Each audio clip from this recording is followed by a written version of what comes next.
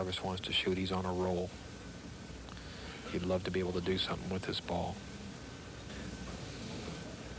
He may be banking this ball. Yes, he is. What a shot. What a shot.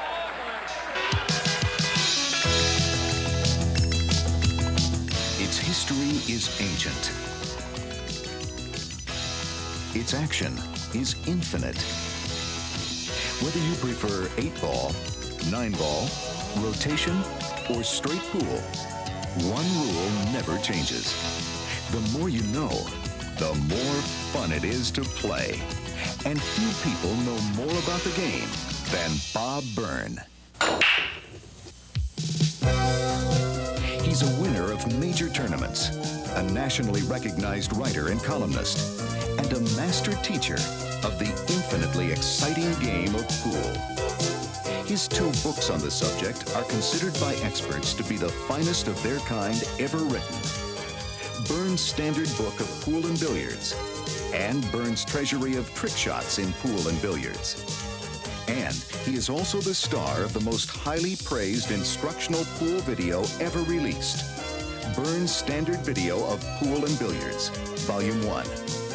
Now, in Volume 2, Bob Byrne opens up a new world of pool knowledge for those who have mastered the skills explained in Volume 1. And now, here's the expert, Bob Byrne.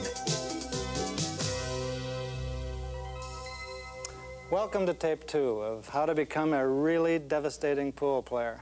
I'm Bob Byrne, and in the next few minutes, I'm going to teach you how to reach the next plateau of pool proficiency, where we get into things like Massé and swerve and jump and combining English. In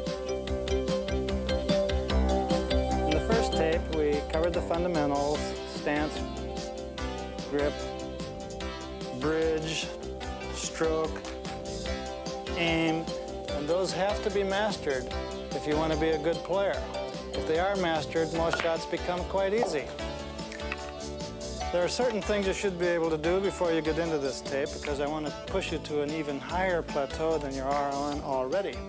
Set up an easy shot like this, a draw shot. If you can make the 11 and draw back to the 3, that means you're past the beginner class. Another shot you should be able to make reliably is this one, a long follow. Make the 9 in the corner and follow the cue ball the length of the table for position on the 7.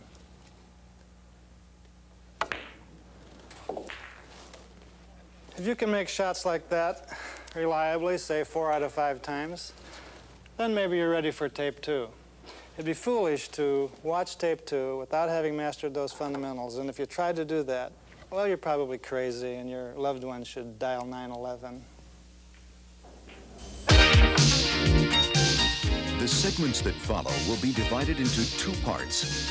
In the first part, the theory behind the shots will be explained at the demonstration board. Then, in the second part, called practice, the camera will move to the table where the shots will actually be made. Throughout the tape, a solid yellow line will be used to indicate the path of the cue ball. A dotted pink line will be used to indicate the path of the object ball. When it is necessary to show how the cue ball is spinning, a striped cue ball will be substituted for the familiar all-white one.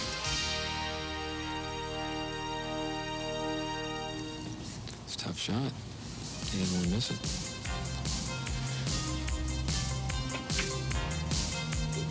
Good shot. Good shot. Here we go.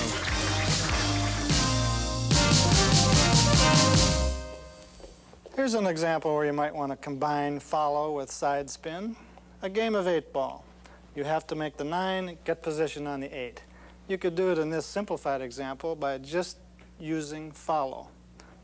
The 9 goes in the side, the follow carries the cue ball to here and out for the 8. However, you might have a problem.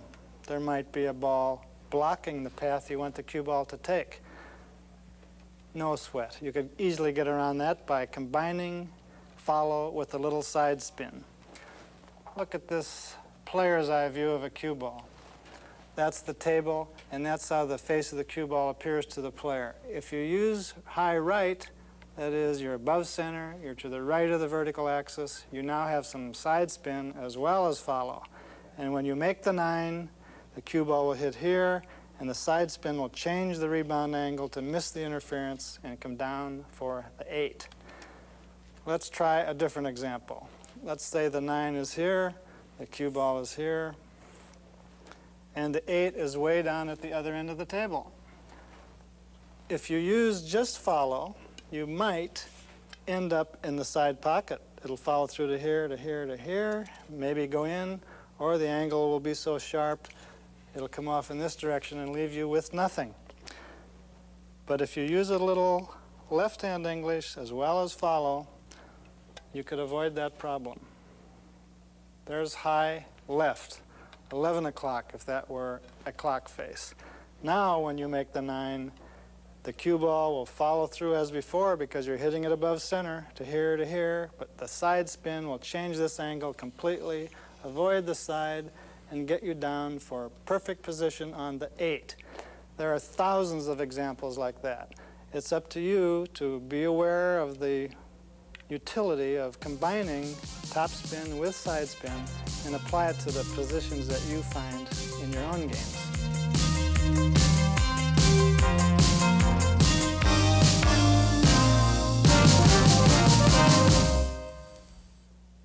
Now when a cue ball hits an object ball full, the first thing it does is stop dead. Then what happens next depends on whether it has any topspin or backspin on it. A natural forward roll will cause the cue ball to follow forward after it hits the object ball. But if you're using any speed, there might not be enough distance for the friction of the cloth to give the cue ball natural forward roll. Then you have to hit it above center to make sure it has topspin. In applying topspin, you must have a level cue. You must hit it above center, and you do that not by raising the heel of your hand off the cloth, which makes your bridge unsteady. Just raise your fingers up so that you can hit it above center. Beyond 7/10 of the diameter is not too helpful. So just hit it roughly halfway from the midpoint to the top. Now here's a position where I'm going to make the 9 ball and try to get position on an 8 ball down at the other end. If I just use topspin, the angle off the rail is roughly like this. That's pretty good position. But what if we have the same shot with an interfering ball? Now, if the cue ball followed the same path, it might hit that ball and ruin your shape or position. We can get around that problem with a little bit of side spin as well as the top spin. Now remember, the side spin doesn't influence the angle off that first ball, only the angle off the rail. High and low on the vertical axis changes that, but not side spin. Now watch this. When I use a little side spin as well as follow, the angle off the first rail will be much different. You miss the interference and still get good position on the 8. I want to show you one more example. Let's say the 8 is all the way down at the other end of the table. And we have a shot almost straight into the corner.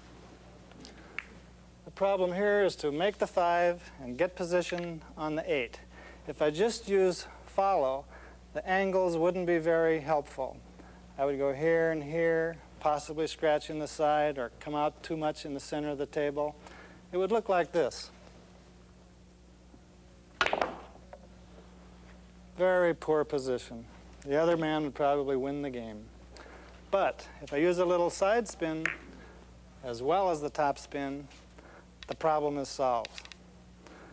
The angle off the second rail would be much different. Watch. Much different angle down the table. You've got good position on the 8. And if you do that well every time, you'll probably lose a customer.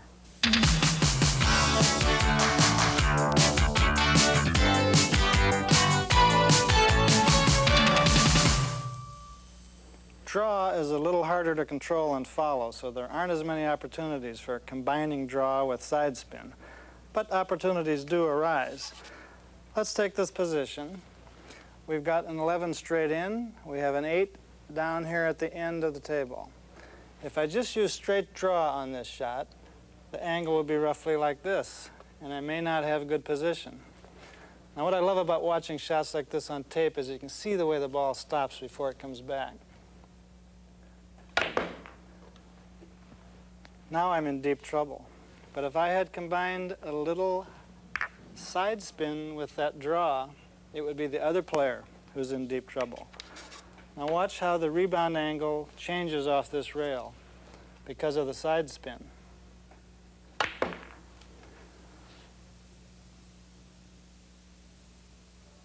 That keeps you in the game.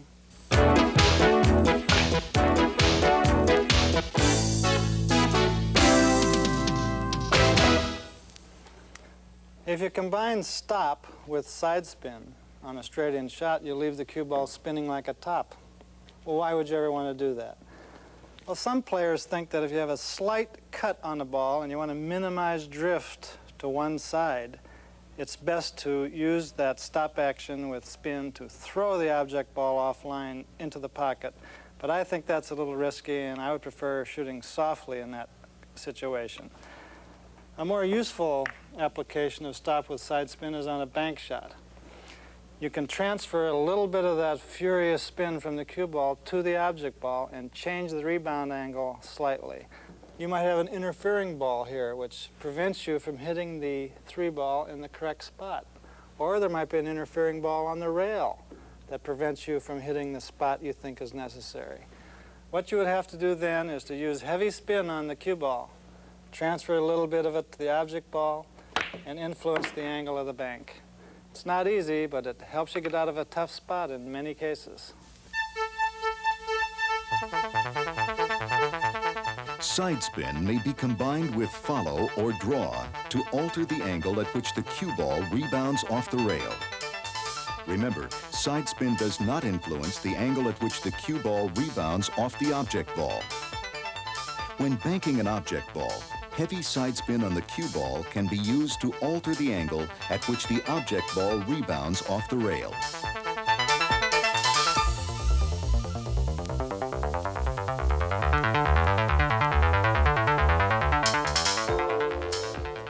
So far we've limited ourselves to straight-in shots. Now let's see what happens to the object ball and the cue ball when the shot is at an angle, a cut shot. Here's a simple cut shot.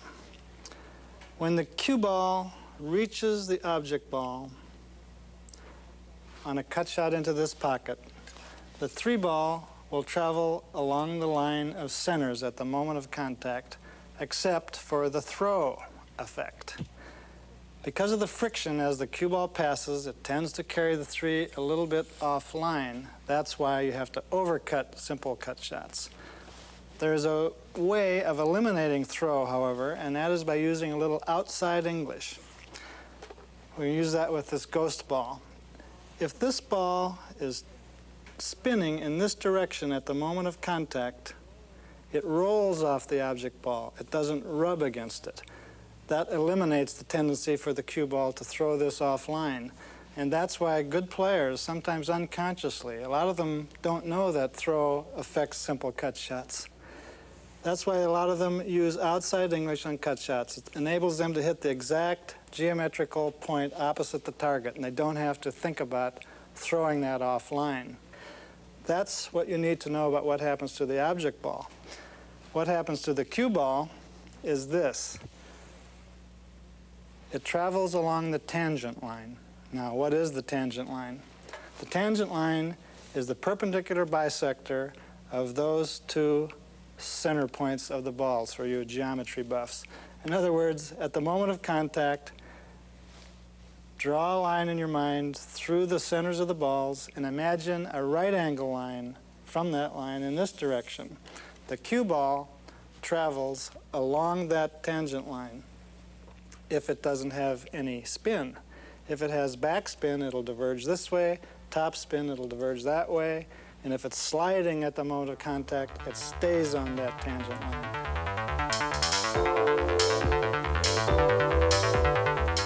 To eliminate the throw effect on cut shots, outside English or side spin can be used on the cue ball.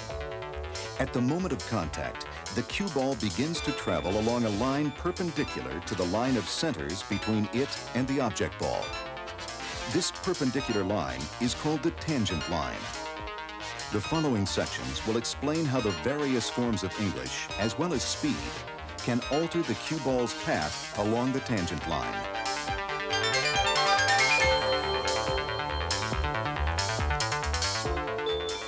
What happens on a cut shot when the cue ball has neither topspin nor backspin? Stun action or stop action. What happens then? In a cut shot, you can't make the cue ball stop dead. It will drift along the tangent line after the contact. If it's sliding when it hits that object ball, it will stay along that tangent line depending on how hard you hit it. The harder you hit it, the further it goes. And every top player can estimate that distance with tremendous precision. And you can too if you practice. The thing to remember is that if you can slide the cue ball in, then you'll be staying on the tangent line. There's a nuance on stun shots at an angle, and that is the combination of stun or slide with side spin. Without side spin, the angle off the rail will be about like that. If you add side spin, you can change that rebound angle. In other words, the cue ball will be spinning in this direction if you use left as well as slide, so that when it hits that rail, it bounces off in a different direction. There'd be many cases where you might want to do that for position or to avoid interfering balls. Watch. Stop action at an angle or slide at an angle. The cue ball travels along the tangent line, and you have to be very good at judging the distance it travels. You can also combine stop action with side spin so that it changes the angle off the rail. It'll still travel along the tangent line, but when it hits the rail, the angle will be different. Now that's very useful if you have to get through a hole in interfering balls or if you have to play a good position. Remember that. You can spin it along the tangent line also. Three-time world champion Irving Craig.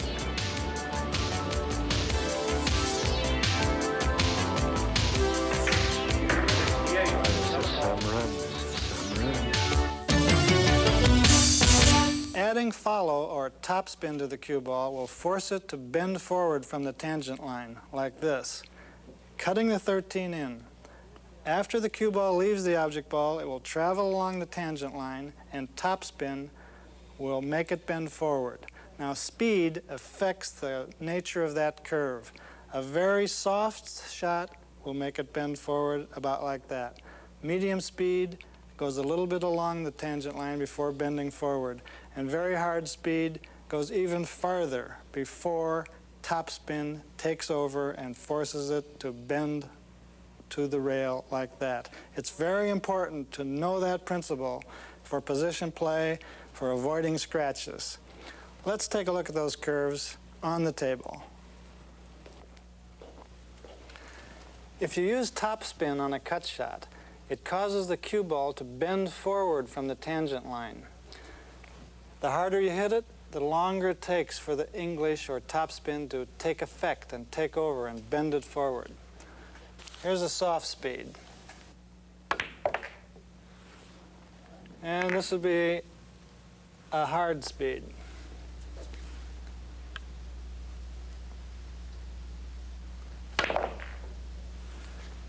Let's see that again. In each case, the cue ball goes along the tangent line and bends forward. Now, what's the reason for knowing that? Well, it becomes very handy to know things like that when you're playing position or avoiding scratches or trying to break up a cluster. Here's a very nice example from a game position that even some good players would pass up. The game is 9-ball. I have to hit, this is the cue ball, remember. I have to hit the 3 ball, which is the lowest numbered ball on the table, first. But if I can make the 9 after hitting that, I'll win the game.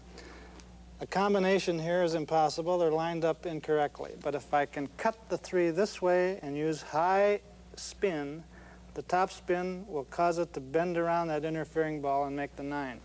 Let's see if I can do that.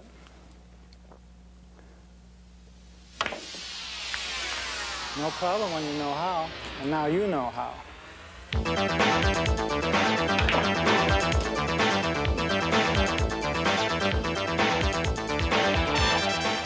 As you might expect from the previous discussion, draw or backspin will cause the cue ball to diverge from the tangent line in the other direction. Look, we're cutting a 13 in. After hitting the 13, the cue ball will travel along the tangent line. Backspin will make it diverge in this direction. Speed, again, is very important. The harder you hit it, the further along the tangent line it tends to go before the backspin takes effect and bends it backwards. Watch.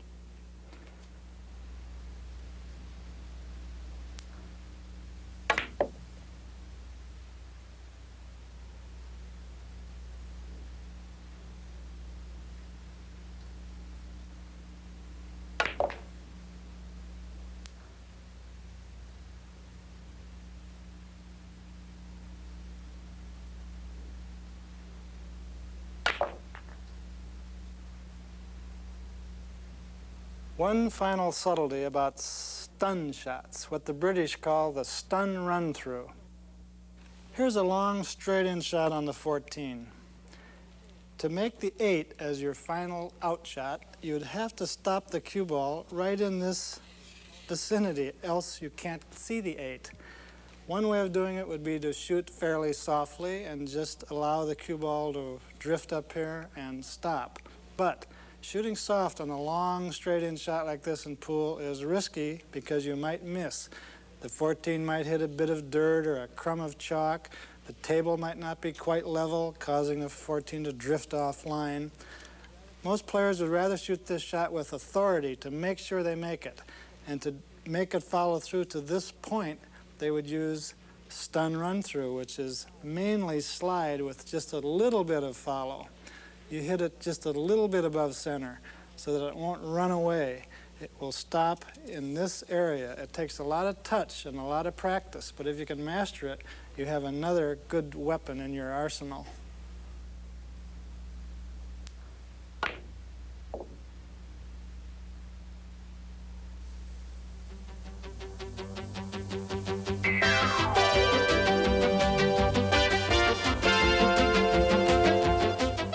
Adding topspin or follow to a cut shot will cause the cue ball to bend forward from the tangent line. The harder the cue ball is hit, the farther it will travel along the tangent line before it bends forward. On the other hand, draw on a cut shot will cause the cue ball to diverge from the tangent line in the opposite direction of a follow shot. Again, the distance the cue ball travels along the tangent line before bending increases with the speed of the shot. It is important to understand that stop or stun on a cut shot will not stop the cue ball dead. After striking the object ball, the cue ball simply travels straight along the tangent line. However, side spin can be used with stun action on a cut shot to change the angle at which the cue ball rebounds off the rail. Finally, the risk of shooting softly can be avoided by the use of stun run-through.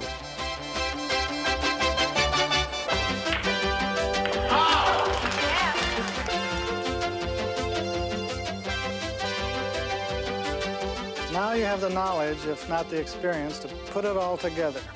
Remember, the key to the game is position play. It's not enough to make the ball. You've got to force the cue ball to go where you want it to go.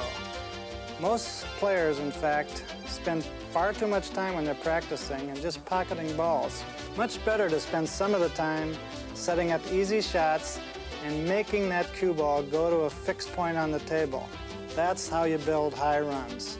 Here's a good practice method.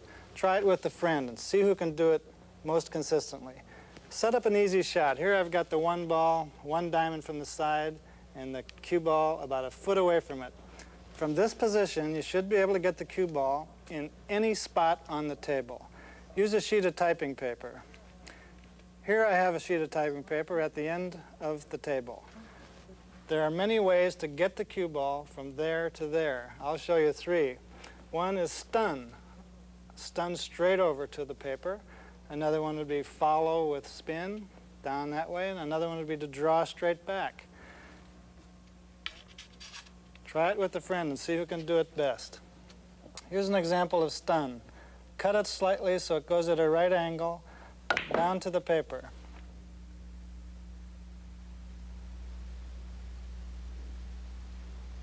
Close enough. Now I'll show you one more example using follow.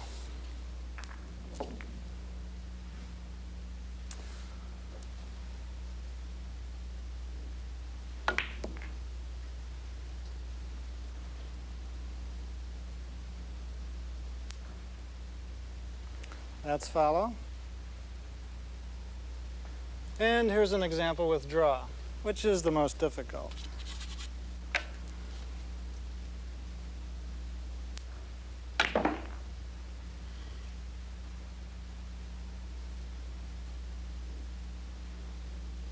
Just barely. Maybe you can do better with some practice.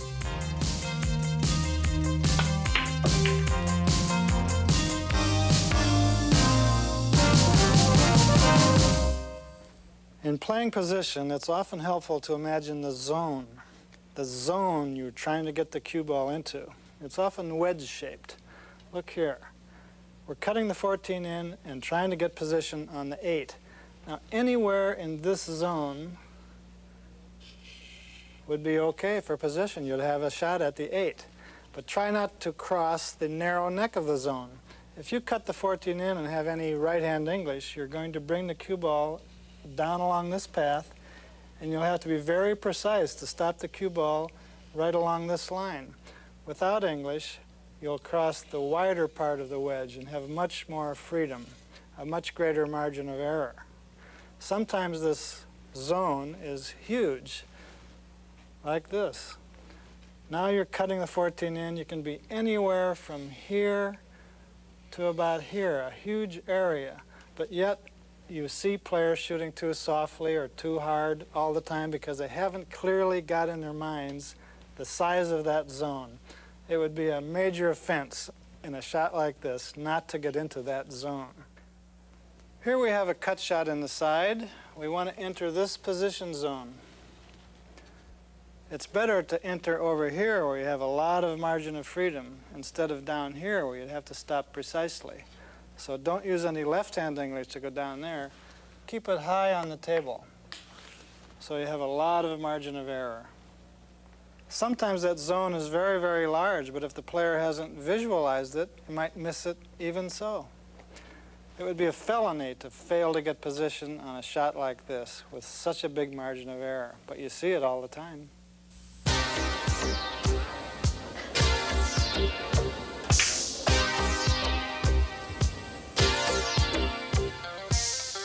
Another helpful concept in playing position is called line position. Let's say you have the 8 here. It's blocked by a couple of your opponent's balls. You have this shot. The wedge you're trying to get into now is fairly narrow. Anywhere in there is fine for a shot at the 8. If you use straight follow, pocket the 4, come out along here, again you need quite a bit of precision. But if you use a little low English and a little right, bring the cue ball over this way, you're now approaching the line of the shot, and you have a very large margin of error. That's a useful concept that comes up now and then. It's one you should remember. That's a pretty small margin of error, but coming over here brings us in along the line of the position.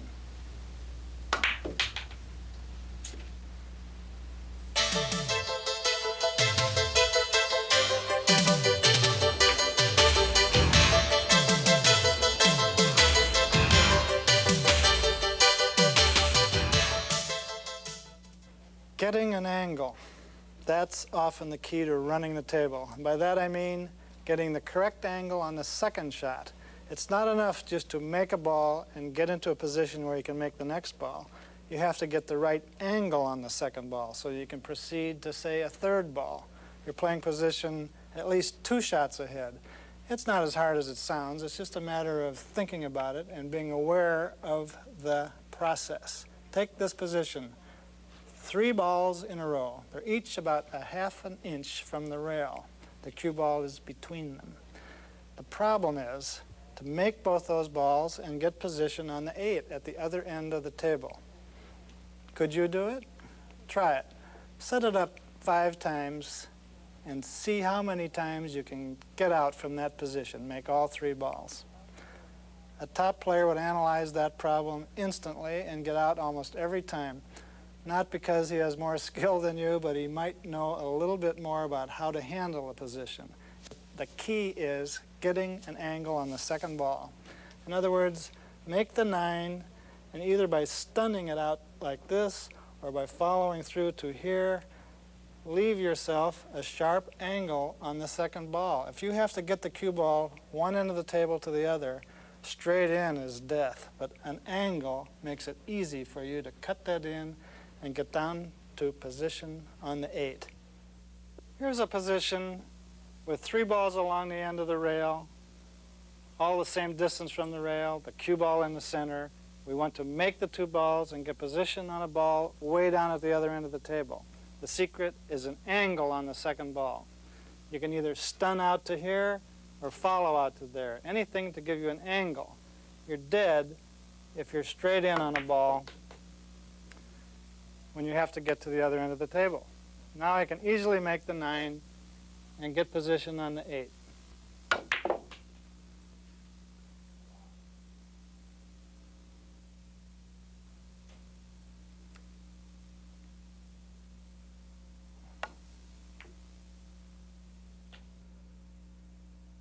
Here's another example.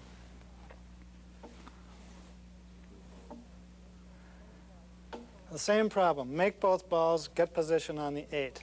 If you play the 14 first and leave the cue ball in here, you've got a severe problem because you have to go off the right side of the 9 to make it. That sends the cue ball in this direction. It might be possible to come around like this, but it would be very difficult, and there might be interfering balls. However, if you make the 14 and draw back, not just so you can make it easily, but so you have an angle on the ball. Now it's easy to cut it in and come down in this position. Most beginners wouldn't think of using draw to get the correct angle on the second ball, but that's the key here. Now you know the key. And if I ever see you in a pool hall mishandling a position like this after watching this tape, I'm going to be deeply offended. If you make the 14 and stop right here, you have no position. You might be able to go off the 9 this way, but you're running into possible disaster, and there may be interfering balls there. Here's a chance where you could use draw to get an angle on the 9 ball.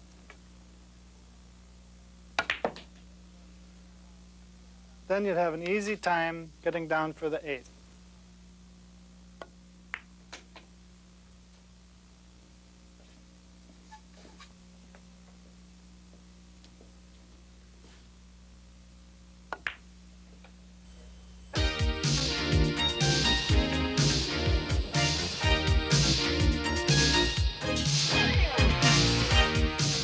When setting up a shot for position, try to visualize the entire zone in which it is acceptable for the cue ball to come to rest. As a rule, it's best to aim for that part of the zone where your margin for error is widest. Sometimes, the most critical factor in playing for position is the line within the zone on which the cue ball must come to rest. Visualizing this line in advance will make your shot easier. In the same way, looking ahead to get the angle you'll need on the next shot and the next shot is an important step in improving your game. Remember, planning your position 2 or 3 shots in advance is the key to playing great pool. It's not as difficult as it seems. It simply requires a little forethought and putting to use the skills you've already learned.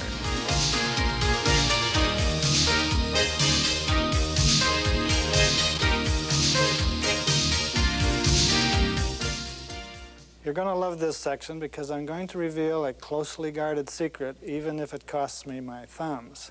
It has to do with making a ball stay on the rail and into the pocket. Now, most books of instruction, and even many teachers will tell you that in order to make a ball that's frozen to the rail, you should hit the rail and the ball at the same time. False. If you do that, the friction between the cue ball and the 15 will throw it into the rail and out. Now, of course, in a simple position like this, you could easily make it by hitting the rail and ball at the same time because the margin of error is so great. There might also be a groove along the rail that holds the ball to the rail. However, in a more severe position like this, where you have to make the 15 ball stay on the rail and go past the side pocket all the way to the far corner, there you have a very small margin of error, and your precision has to be great. Plus, you have to know a little something, which I'll tell you. But first, I want to show you an old hustler's trick. This stunt is as old as the hills, but people still fall for it. You have two balls frozen together and frozen to the rail. The challenge is, can you hit the one and make the two from this position? The one ball is contacting the two directly opposite the corner pocket, so you might think it should go in. But if you've been paying attention, you'll know that the one will throw the two toward the rail and it will diverge. If you walk innocently into a pool hall and are challenged on this, you shouldn't lose any money knowing that. Now watch how the two will diverge from the rail. Missed a mile. The hustler, though, when he sets the balls up, he'll bet you that he can make it, and he'll take your money over and over. The position is the same, everything is frozen, and when he shoots it, it goes right in. Well, why is it that when he shoots it, it goes in, and when you shoot it, it misses? The answer is, if you're watching carefully, you'll notice that I moistened my fingertip. Touch the contact point. That eliminates the friction between the two balls and keeps the two on the rail. I've done that over and over for people. When I shoot it, it goes in. When they shoot it, it doesn't go in. Of course, I didn't take their money. Let's look at this very similar position. Now we have a little space between the balls. About the space of thickness of 1 or 2 credit cards. Now what will happen if I shoot the one ball? You can ask a good player. A lot of them won't have any idea. What happens is the two will go in. That proves a very important point about shots along the rail. What it proves is you must hit the rail slightly first, slightly ahead of the object ball. Now, as we've just seen, striking the one in that position will keep the two on the rail. That's where the cue ball should be, right where the one is, to make that shot. So that the cue ball will come right in here, hit the rail first, and then the two. What happens really is that the cue ball will be pressed into the rail at the moment of contact. Now we're aiming away from the corner pocket, and the friction will throw the two along the rail. I think the best technique is to first try to hit the rail and the ball at the same time, the way the instruction books and most teachers say. But then start shading the aim a little bit toward the rail so that you hit the rail first. If you'll do that, you'll find that your consistency on this shot will increase tremendously.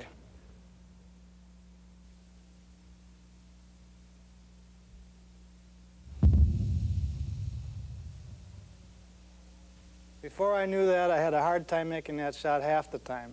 Now I can make it 8 or 9 out of 10, and so can you.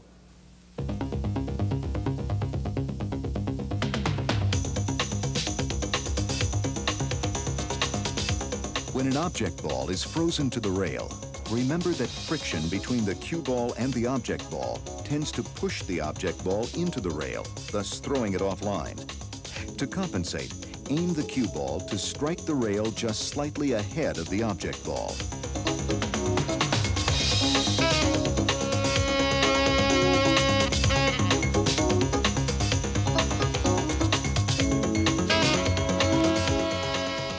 A carom is making the cue ball go from ball to ball, also called a billiard. But the idea is not just used in the game of billiards, it's also a powerful weapon in the game of pool. Take a look at this position in 9-ball. In 9-ball, you must hit the lowest numbered ball on the table first, but whoever makes the 9-ball wins the game. Here, the 2 is blocked. You can't make it anywhere, but the 9 is hanging on the lip. If you could hit the 2, carom the cue ball over to the 9 and pocket it, you win the money. There's an easy way to calculate that position. Imagine a line from the 9-ball past the 2 so that the line passes through the center of where the cue ball would be at the moment of contact. The old tangent line again. If you can hit that point with the cue ball and have the cue ball sliding with no topspin or no backspin, it will travel along the tangent line perfectly and make the 9. Pretty easy when you know how. Other examples might be like this. Hit the 2 ball into the 3 so that it touches that point, the tangent point. Then the 2 will travel over and hit the 9. It's also possible when these are frozen. If the perpendicular bisector of the line of centers travels along in this direction, the 2 goes over and pockets the 9. You hit the 2 travels over and makes the 9. However, remember that the fuller you hit this, the more tendency there is for the 2 to push forward off the tangent line. Remember that and try it a few times and you'll see what I mean. A final subtlety. Let's say we want to carom the 2 ball off the 3 and into the pocket.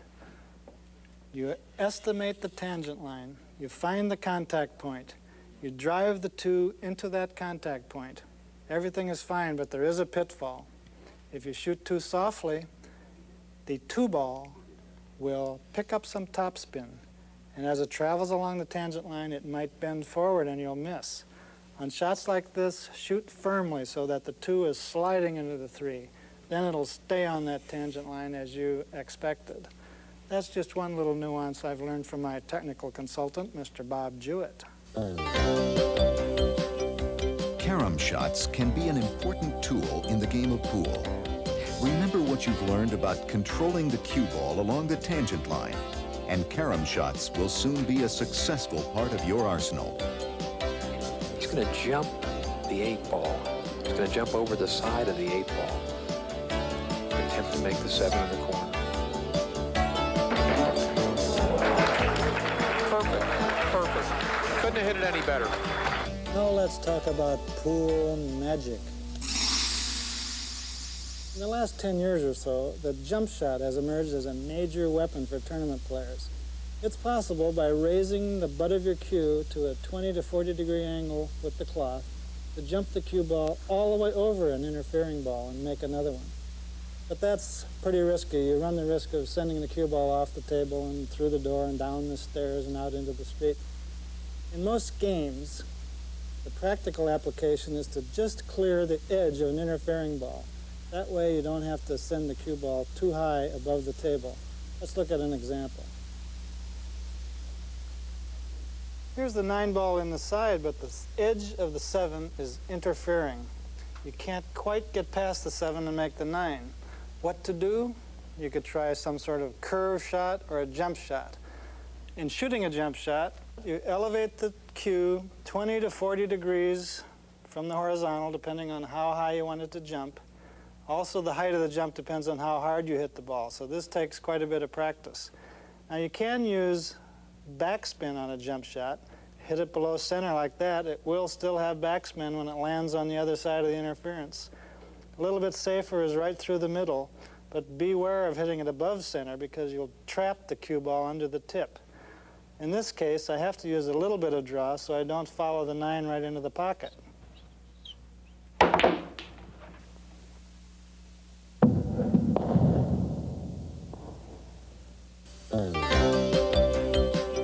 It's a 3-point play if he hits it. Good shot. Good shot. To execute a jump shot, raise the butt of the cue 20 to 40 degrees from the horizontal and strike the cue ball in the center. For backspin, strike below center. Striking above center will result in a miscue. The height of the jump shot depends on the angle at which the cue strikes the cue ball and how hard it is hit. She did it. What a shot. What a shot.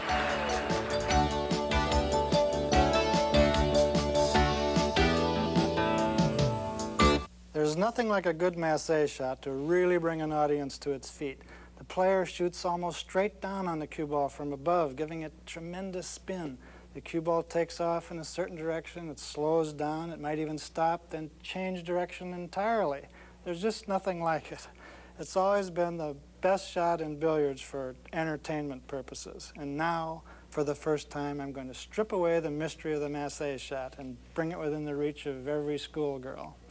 It's still a tough shot, but I can tell you a few things that will make it a lot simpler for you to master it. I'll use these big balls because there's some geometry that shows up better with them. Here's an example of where you might want to use a Massé shot in a game of 8-ball. The 8-ball is in the jaws, but there's a ball blocking the cue ball's path. You can make this shot with the Massé. The cue ball will take off in this direction, turn left, and knock the 8-ball in. Now here's how you analyze it. Imagine the point on a cloth on which the cue ball is resting. Think of this line that you want the cue ball to eventually take. Since you want it to turn left, you move over to the left side of the cue ball and find an aiming point on the cloth so that that point and the resting point form a line that is parallel to this line. Now for the aim. Here's the line you want the cue ball to travel on initially. So imagine an aiming line that passes through the point on the cloth you're going to aim at. Hold your cue in that line and then raise it vertically, always keeping it in a vertical plane passing through the aiming line until you're almost shooting straight down on the cue ball. Now, how far along this line will the cue ball travel before it bends? That's a function of the friction of the cloth, how steeply you've elevated the cue, and how hard you shoot the cue ball. So you see there's a lot for you to learn just by experience and by practice. But the delicious secret is that this line is parallel to that line. And that was first talked about, and hardly ever since, in 1835 when the great French mathematician Gustave Coriolis wrote his masterwork. Here's the point the cue ball is resting on. There's the imaginary aiming point that forms a line parallel to the final direction. And here is the aiming line. Now, most players make the mistake of shooting Massé shots too hard. They don't have to be shot hard. Put your cue horizontal on the aiming line, raise it, keep it in a vertical plane, find that imaginary point, and strike softly.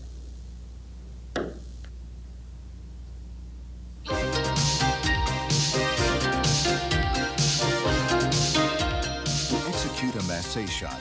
Visualize a line between the resting point of the cue ball and an imaginary aiming point under the cue ball on the cloth.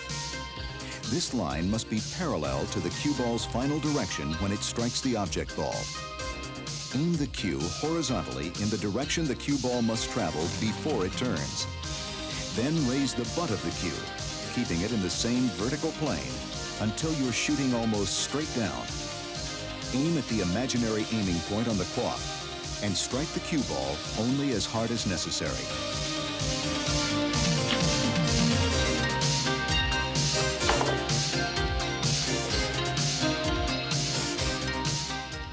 The curve shot is a much more practical shot than the Massé shot. You don't have to do quite so much, and you can do it with a lot more security.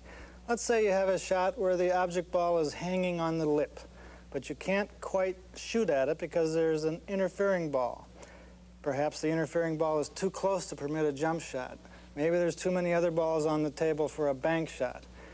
In certain situations, a curve shot is duck soup. Fortunately, you can figure it out by using the same geometry that you do on a Massé shot. Watch this. Here's the problem. An easy 8 in a corner. If you could just see it, the 1 is in the way. That shot can be made by curving the cue ball around the 1. Again, the Massé geometry. Here's the line I want the cue ball to assume. So I pick a spot ahead of the cue ball so that a line connecting that spot with the cue ball forms a line parallel to the line I want the cue ball to assume. You have to shoot over here to miss the 1. You shoot on the right because you want it to curve to the right, and then you find that imaginary point.